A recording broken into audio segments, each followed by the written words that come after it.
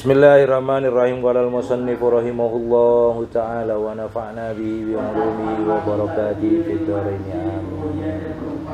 Bismillahirrahmanirrahim. Man za'ama anna ilahana mahdudun. Man, adapun orang za'ama yang menduga, siapa itu man, anna ilahana sesungguhnya Tuhan kami, mahdudun ialah terbatas, faqad jahala maka sungguh tidak mengenal siapa itu man al-khaliqa terhadap Allah, al-ma'buda yang patut disembah. Jadi kata Sayyidina Ali, kalau orang punya anggapan, punya pemikiran bahwa Allah itu dibatasi oleh ruang dan waktu, maka dia sebenarnya karena tidak sedang mengenal Tuhannya. Jadi tidak salah kalau ada orang berpikir Tuhan itu di mana, ya kan? Tuhan kan satu. Nah, kalau Tuhan cuma satu, bagaimana kemudian mencoba mengontrol, memonitor seluruh manusia yang sekian miliar yang ada ini, dan memonitor makhluk-makhluk lainnya, baik yang gaib maupun yang tidak gaib, kan gitu kan? Maka kalau ada orang, kata Sayyidina Ali, punya anggapan bahwa Tuhan kita itu mahdudun, dibatasi oleh ruang dan waktu, maka dia sebenarnya faqad jahala, maka dia sebenarnya karena sedang tidak mengenal, maka butuh pengenalan kepada Tuhan. Makanya ada istilah hubbullah, cinta pada Allah, wa yuhibbullah, dan dicinta Allah. Itu pertama harus kenal dulu, kenal Allah. Bagaimana cara kenal dengan Allah? Maka pertama yang harus kita lakukan adalah kenal dengan nama-nama Allah. Kalau yang kita kenal itu nama-nama Allah itu kan di Asmaul Husna itu ada 99 kan ya. Kalau di dalam ilmu tafsir itu disebutkan nama Allah itu sebenarnya ada 4.000. Ada yang hanya diketahui Allah, ada yang hanya diketahui Nabi Muhammad, ada yang hanya diketahui oleh para nabi. Lah yang diketahui kita itu sebenarnya 99 yang kita tahu, karena keterbatasan kita. Jadi sebenarnya nama Allah itu bukan 99 asma Allah ya, yang kita kenal dengan istilah Asmaul Husna. Maka pertama untuk mengenal Allah kita harus kenal dengan namanya dulu. Baru setelah kenal namanya, kenal sifatnya. Makanya sama kan Ustadz Iqbal itu kalau mau cari jodoh harus kenal namanya dulu. Harus gitu, tahu sifatnya dulu. Kalau namanya kagak tahu, sifatnya kagak tahu, bagaimana mau cinta, mau sayang, ya kan? Maka perlu itu. Nah, mengenal Allah itu pertama tadi itu dengan namanya. Nah, untuk mengenal namanya ya harus belajar Asmaul Husna itu dipelajari, apa yang dimaksud itu ya Qawiyu, apa itu yang dimaksud ya Badi'u, apa yang dimaksud dengan ya Matinu, apa yang dan seterusnya. Itu harus dipelajarin itu. Tanpa kita mempelajari dengan serius dan sungguh-sungguh, maka kita tidak akan mengenal secara betul, tidak akan mengenal sungguh-sungguh tentang Allah. Maka tadi itu saya itu ngobrol dengan Kiai Fahmi itu. Apa kira-kira alasan yang bisa membenarkan kita? Alasan yang bisa membenarkan kita tatkala kita memiliki kebingungan tentang urusan rizki seumpamanya. Apa alasannya yang bisa dibenarkan tatkala kita korelasikan dengan salah satu ayat yang ada dalam surah Al-Mulk itu. Amman hadzal ladzi yarzuqukum in amsaka rizqa balajju fi utuwi wa nufur. Di saat Allah itu membuat sebuah kalimat istifham, pertanyaan, apa yang kemudian membuat kamu bisa punya anggapan, bisa menerobos, bisa mendapatkan rezeki sebanyak-banyaknya, sementara Allah pingin amsaka, pingin nahan itu, pingin tidak ngasihkan itu rezeki sama kita. Siapa yang bisa? Di ayat sebelumnya itu, maka kemudian ada sebuah pertanyaan juga, apa yang bisa membenarkan argumentasi kita tatkala kita punya rasa takut yang berlebih-lebihan, baik urusan apapun. Apa? Maka Allah kemudian ada kalimat yang sifatnya istifhamnya juga di dalam surah Al-Mulk itu kan, amman hadzal ladzi huwa jundul lakum yansurukum min dunir rahman.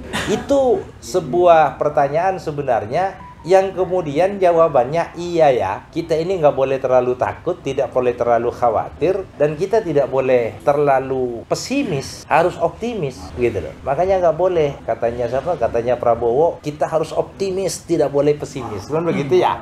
Ya, walaupun negara nggak baik-baik saja katanya tadi didiskusikan itu ya.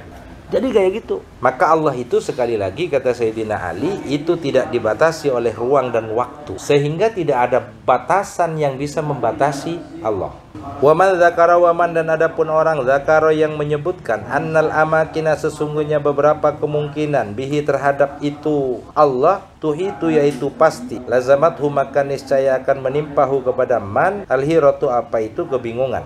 Jadi wat takhlitu dan simpang siur. Jadi kalau ada orang yang berpikir Allah itu punya kemungkinan.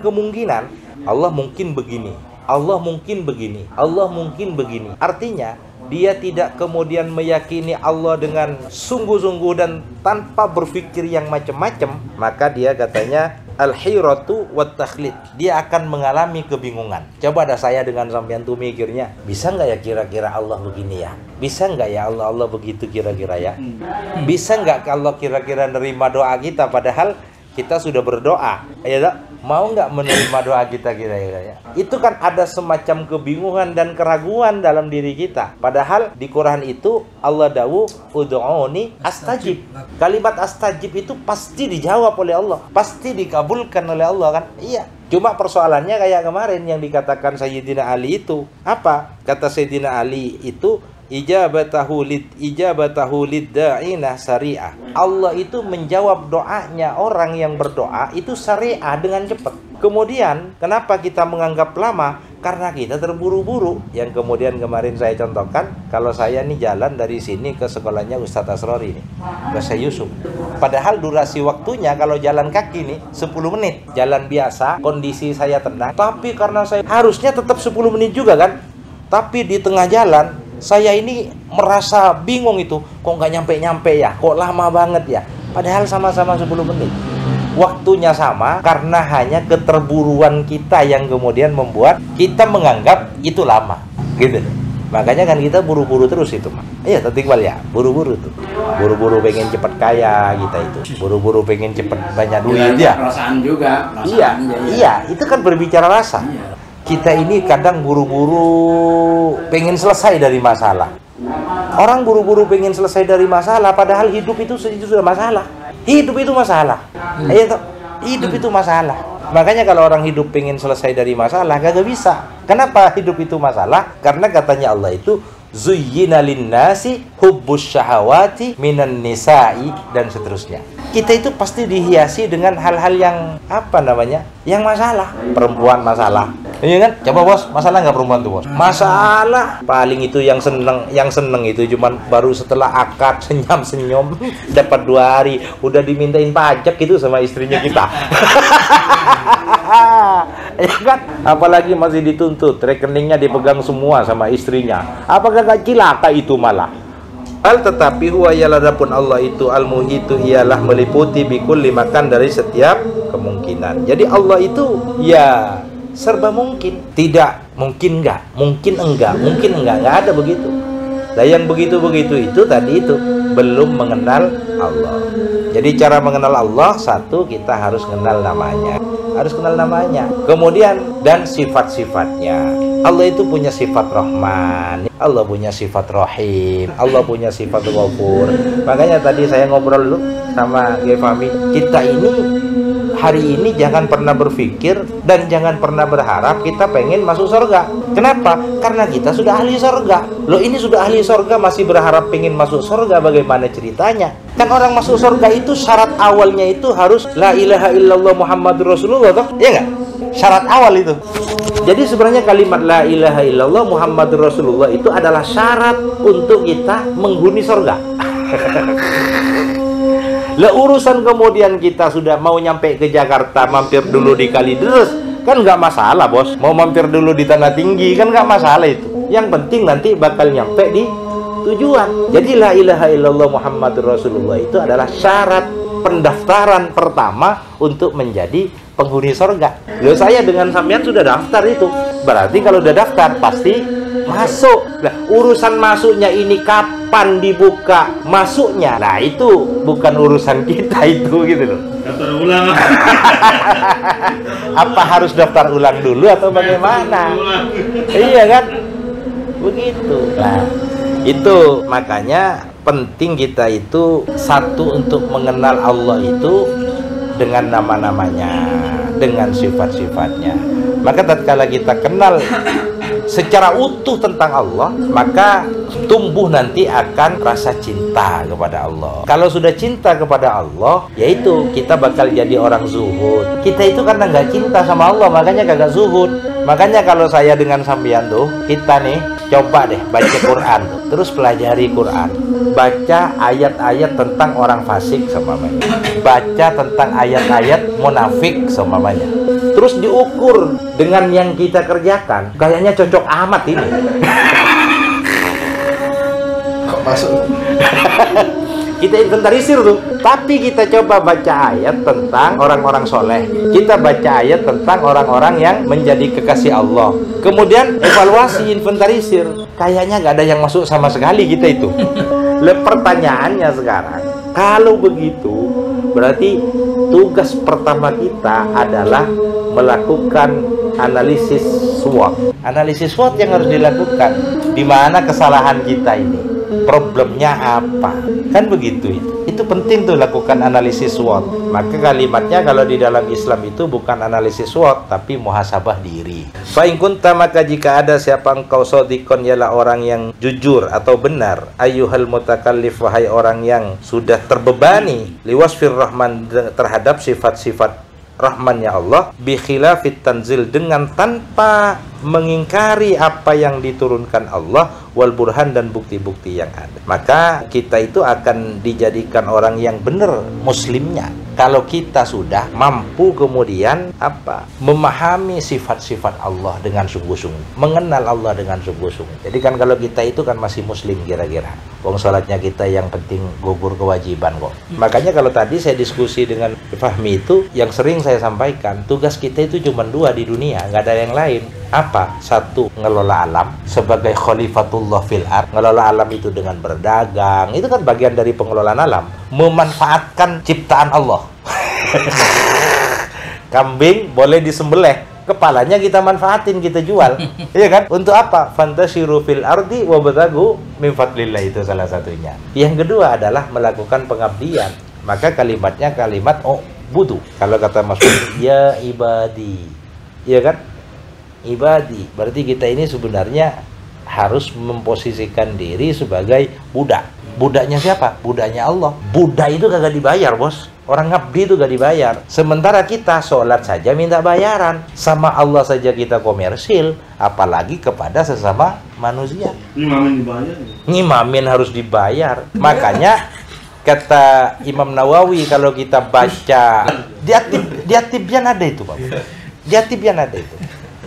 Di Bidayatul Hidayah kata Imam Ghazali ada itu. Udah selesai itu urusannya. Jadi sudah tidak ada asarnya lagi. Jadi kalau ngaji Quran dibayar, ngajar tuh dibayar, udah gak ada asarnya itu, udah gak ada bekasnya, transaksional itu. Lah itu makanya kalau tadi itu kita ngobrol siapa yang salah di negara ini, maka saya berpikirnya kalau tadi ngobrol siapa yang salah di negara ini, kemudian kok bisa begitu, maka menukil apa yang diungkapkan oleh Imam Ghazali. Imam Ghazali itu di Ihya itu pernah bilang begini, fasadur ra'iyah bi fasadil imam. Rakyat itu rusak kalau imamnya rusak, pemimpinnya rusak, umaroknya rusak. Kalau umaroknya rusak, rakyatnya pasti rusak. Wa fasadul imam, dan adapun rusaknya umarok itu bifasadil ulama. Kalau kata Imam Ghazali kalimatnya ulama, karena rusaknya ulamanya. Kalau menurut saya bukan ulamanya yang rusak, karena kalau saya kan bukan ulama, agak berani saya menyampaikan ulama rusak. Kalau menurut saya yang rusak adalah tokoh agamanya. Ya kayak begitu, khotib kalau kagak dibayar kagak mau khotbah. Ngisi kajian di masjid kalau kagak dikasih bisaro kagak mau datang lagi. Beli bensin, Pak. Dalil yang dipakai oleh mereka, oleh kawan-kawan yang biasanya begitu, itu dalil yang dipakai bahwa memuliakan orang yang alim itu harus dilakukan. Memuliakan iya, bos. Kan memuliakan tidak harus dengan membayar, bos. Ente datang dikasih kopi, ya toh? Ente datang ditemuin dengan baik, ente datang diajak ngobrol dengan baik, itu kan bagian dari memuliakan. Memuliakan itu bukan harus sekali khutbah Jumat 750.000, ngimamin imam rawatib sebulan 1 juta, bukan itu. Iya. Jadi apa? Ikroman, memuliakan wa ta'ziman kepada al-alim al-lama itu harus, tapi bukan kemudian dengan harus membayar itu, bukan dengan bayar itu. Apalagi sudah ditanyain di awal, berapa? Kalau khotib sono berapa? Iya tak? Bahkan hari ini itu yang banyak kan begitu. Adalah yang begitu, bukan banyak, adalah yang begitu. Oh, banyak ya. Iya. Makanya saya menukil pendapatnya Imam Ghazali itu. Jadi kalau negara ini rusak, itu karena tokoh agamanya hari ini yang rusak. Ini cerita saya kawan jadinya. Yang kultur mantu ya. Hah? Yang kultur terus dia makan sendirian tuh makan. Iya. Kemudian kan. Lama-lama dia nanya, ini kalau gini-gini, ada ininya tuh ya nih. Udah besok sini lagi saya temenin. Ditemenin aja itu sudah memuliakan. Iya. Dikasih makan itu sudah memuliakan. Kalau dia masih tanya, wah besok-besok ada kali ini anaknya, ini sudah tidak ikhlas, bos. Iya, saya temenin itu besoknya. Maka coba pendapatnya Imam Qushairi itu di dalam sebuah kitab At-Tibyan itu yang dikarang oleh Imam Nawawi. Apa kata beliau itu? Udah isi kulturnya keikhlasan tuh dia. Malah tips saya mau tahu. Ya, tinggal. Iya. Itulah. Ini belum beliau bisa ngomong nggak tahu artinya. Gitu. Makanya besok di neraka itu yang banyak bukan tukang beca. Tukang ngomong kayak saya ini tempatnya di neraka besok. Gitu. Iya. Hati. Ya, itu katanya siapa? Agim ya. Tapi nggak apa-apa, makanya memang kita itu hari ini memang harus pandai memilih dan memilah. Hari ini itu harus pandai memilih dan memilah. Bener. Kata Imam Nawawi itu, sudah beberapa kali kan saya bilang itu, bahwa syarat utama untuk menjadi pengajar Quran, untuk mengajarkan ilmu agama, syarat utama itu, kata Imam Nawawi, itu harus ikhlas. Syarat utama itu. Ikhlas itu kan bisa kita ukur, bos. Ikhlas itu bisa ukur loh. Mas Nana ngajar di sini sebulan nggak kita bayar. Ternyata bulan kedua masih ngajar. Sampai bulan ketiga, sampai berbulan-bulan kayak Ustadz Asror ini. Sudah jelas keikhlasannya. Karena memang nggak pernah ada apa-apa. Tapi kalau ngajar sebulan, habis itu sudah berhenti. Setelah itu kemudian mikir-mikir, waduh gak ada apa-apanya sama sekali ini, berhenti. Udah nggak bakal ikhlas itu, bos. Makanya kata Imam Qushairi itu kan. Jadi kalau ikhlas itu adalah orang yang saat melakukan sesuatu itu sudah tidak ada embel apa-apa lagi, hanya untuk karena Allah Subhanahu wa taala aja. Lempeng. Kalau masih tanya, wih ini ada makan nih, terus minggu depan kali ada kali, ya itu udah kagak lempeng itu. Zahiron ya, karena kita hanya bisa menilai zahir, gak bisa menilai batin kita. Makanya dalam usul fikih yang diajarin oleh Ustadz Asrori itu ada kaidah yang mengatakan az-zahiru yadullu 'alal batin. Ada yang bilang az-zahir tadullu 'alal batin. Jadi apa yang kita tampak hari ini itu merefleksikan apa yang ada dalam batin kita. Kalau ngomongnya duit aja itu, oh memang otaknya duit ini. Ngajar tanya duit, ya dong. Khutbah Jumat tanya duit, ngimami tahlil tanya duit. Kan cilaka. Maka fasif maka dalam menggambarkan li kepadaku Jibrilu, siapa malaikat Jibril, wa Mikailu dan Mikail, wa Israfil dan Israfil, hayhata sangatlah jauh. Jadi kata Sayyidina Ali, Jibril, Mikail, Israfil itu menggambarkan Allah kepada saya, katanya Tuhan kepada saya sangat jauh sekali dari pikiran-pikiran saya. Jadi Allah itu luar biasa begitu. Tidak ada dalam pikiran kita sebenarnya gitu loh. Enggak cukup pikiran kita ini, enggak terjangkau. Makanya hebat kalau di Quran itu. Kalau di Quran itu banyak sekali ayat-ayat yang kemudian kalau kita baca luar biasa itu. Tadi saya cerita di sini sama ada Ustadz Iqbal juga. Ayat yang mengatakan begini itu, Allah itu dalam surah Yasin itu. Gimana itu? Subhanalladzi khalaqal azwaja kullaha mimma tumbitul ar wa mimma tumbitul ar wa gimana itu? Wa min anfusihim wa mimma la ya'lamun. Kalimatnya cuma sedikit, wa mimma la ya'lamun. Wa mimma la ya'lamun. 3 saja itu. Itu di dalam kitab tafsir banyak sekali penafsirannya. Sampai salah satu contoh yang dimaksud dengan kalimat wa mimma la ya'lamun itu adalah sebuah keterbatasan kita mengetahui ciptaan Allah. Sampai di situ dicontohkan salah satu adalah ikan yang ada di lautan. Ada berapa biji? Ada berapa jenis? Ada berapa nama? Siapa yang hafal nama ikan di lautan? Dan ikan yang ada di darat di sungai itu ada berapa? Ada yang tahu? Aku 1 gelas kalau tahu hadiahnya. Cerah. Iya kan? Ya kalau cuma nama ikan, tongkol, gurami, apa macam-macam. Tapi ada berapa jenis ikan sebenarnya di dalam lautan itu? Nama-namanya. Kita nggak pernah terpikir itu.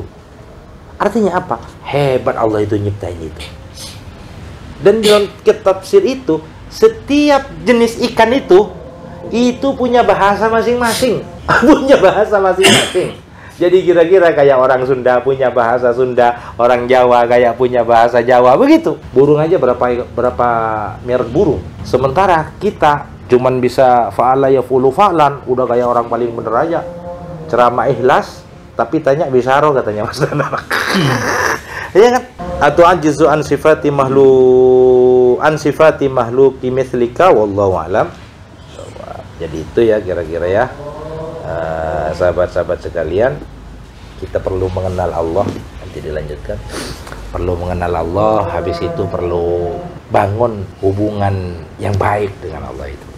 Ya, hubungan yang baik itu hubungan yang memang tidak didahului dengan hal-hal yang sifatnya transaksional. Coba dah lihat dah, orang kalau buat sebuah organisasi, tapi organisasinya adalah organisasi yang sifatnya ada profit oriented, pasti rame nggak di dalam. Tapi kalau buat organ yang tidak ada profit oriented dan di situ adalah orang-orang yang tulus dan ikhlas yang kumpul, nggak bakal rame. Makanya jangan salah kalau di satu lembaga kakak dengan adik dalam sebuah lembaga nih, tapi lembaganya lembaga profit, ini bisa kagak akur bos. Mau itu lembaga formal, mau lembaga keagamaan.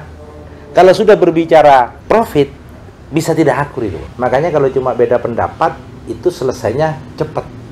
Yang berat itu yang agak lama biasanya kalau beda Pendapatan. Betul. Iya. Makanya ya udahlah, kita yang kumpul begini ini sudah berpikirnya kita itu cuma satu. Tadi itu bagaimana kita belajar sama-sama supaya cocok kepada, gak usah mikir supaya saya cocok sama Pak Asro, berat. Supaya saya cocok sama Pak Pur, berat. Pak Pur supaya cocok sama saya, berat. Kita ini sama-sama tujuannya satu, supaya cocok kepada Allah. Udah beres tuh urusan. Jadi berkumpulnya memang pengennya cocoknya sama Allah saja. Karena kalau pengen cocok sama Pak Asrop, pengen cocok sama Pak Pur, katanya Allah itu, lau anfaqta ma fis samawati wa ma fil ard. Sekalipun dunia dan isinya nih saya kasihkan ke Pak Asrop nih, gak akan bisa melunakkan hatinya Pak Asrop. Yang bisa melunakkan itu hanya Allah Subhanahu wa taala. Makanya cukup, iya cukup baca sholawat biar lulu. Iya Mas ya. Makanya kalau dulu di pesantren itu, di pesantren kamu kalau suka sama perempuan, boleh kamu itu kalah duit sama mana? Sama orang di luar pesantren, tapi kamu jangan sampai kalah wirid sama mereka. Artinya apa? Riyadho bos. Nanti riyadho kita, gitu. Jadi harus riyadho. Itu mungkin ya yang bisa saya sampaikan. Mudah-mudahan ada hikmah dan manfaatnya. Belajar kita sama-sama mengenal Allah, sehingga tumbuh rasa senang dulu deh. Jangan cinta dulu, senang dulu sama Allah. Itu kira-kira. Terima kasih. Assalamualaikum warahmatullahi wabarakatuh.